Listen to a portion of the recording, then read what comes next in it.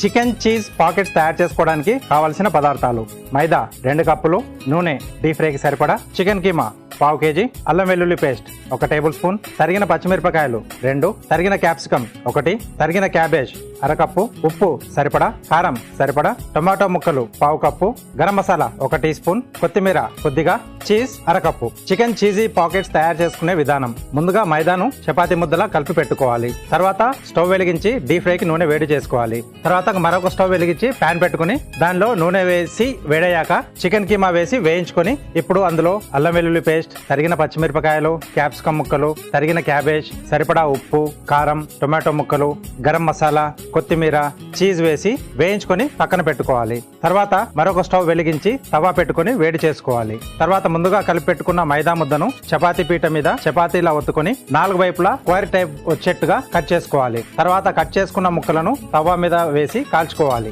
ఇప్పుడు కాల్చుకున్న రొట్టె ముక్కలలో ముందుగా సిద్ధం చేసి పెట్టుకున్న చికెన్ స్టఫ్ ని మధ్యలో ఉంచి మైదా పేస్ట్ ని అంచులకు పూసి పాకెట్ షేప్ లా చేసుకుని క్లోజ్ చేసి వేడి నూనెలో వేసి డీప్ ఫ్రై చేసుకుని సర్వింగ్ ప్లేట్ లోకి తీసుకొని సర్వ్ చేసుకుంటే చికెన్ చీజీ పాకెట్స్ రెడీ.